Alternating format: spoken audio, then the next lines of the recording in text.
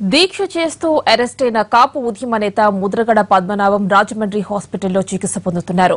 నేడు ఆయన్ను కోర్టులో హాజరుపరిచే అవకాశం ఉంది. ఇటు మొండి పట్టుదలకు పోకుండా పరిస్థితులు అర్థం చేసుకోవాలని ఆయనకు మంత్రులు సూచిస్తున్నారు.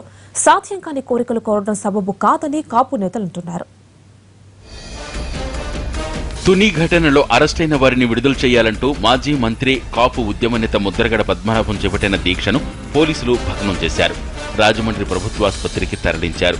వైద్యం చేయించుకోవడానికి ముద్రగడ నిరాకరించారు. ఈ ఎపిసోడ్పై ముఖ్యమంత్రి చంద్రబాబు పలుమార్లు మంత్రులు, సీనియర్ నేతలతో చర్చించారు. కాపు సంక్షేమానికి ఎన్ని చర్యలు తీసుకుంటున్నా ముద్రగడ ఇలా చేయటం సరికాదని ముఖ్యమంత్రి అభిప్రాయపడ్డట్టు తెలుస్తోంది. ఓవైపు కమిషన్ తన పని తను చేస్తోందని, దాని నివేదిక రాకముందే ఇలా చేస్తే ఎలా అన్న అభిప్రాయం వ్యక్తమైంది.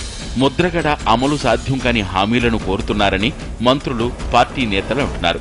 కోర్టులో హాజరుపరిచి రిమాండ్కు తరలించిన వారిని ఎలా విడుదల చేస్తామని హోంమంత్రి చినరాజప్ప ప్రశ్నించారు. అమాయకుల్ని అరెస్టు చేస్తున్నామన్న వాదనను ఆయన తోసిపుచ్చారు. పురుగుల ముందు డబ్బా పక్కన పెట్టుకుని బెదిరించడం సరైందేనా అని ఆయన ప్రశ్నించారు. మరి మా తుని సంఘటనలో 7 మీద అరెస్ట్ చేశారు. బేషరతుగా వదిలిపెట్టాలని నాకు అప్పచెప్పాలని చెప్పి ఆయన వాదన. 7 కూడా కోర్టుకు అప్పచెప్పడం జరిగింది. రిమాండ్ కూడా ఇవ్వడం జరిగింది. ప్రభుత్వం అయితే మరి కోర్టుకు అప్పచెప్పిన మనుషులను ఎవరు కూడా మరి తిరిగి అప్పచెప్పలేము, కేసులు కూడా తీయలేని పరిస్థితి.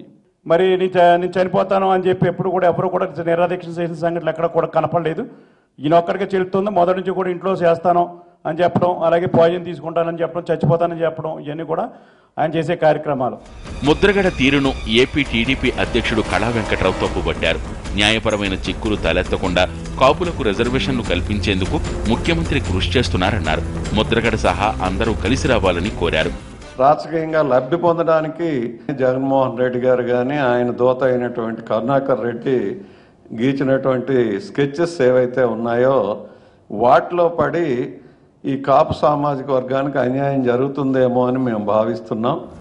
ముద్రగడను నేడు కోర్టులో హాజరుపరిచే అవకాశం ఉంది. ముందు జాగ్రత్తగా రాజమండ్రి ఆసుపత్రి వద్ద భారీగా పోలీసుల్ని మోహరించారు.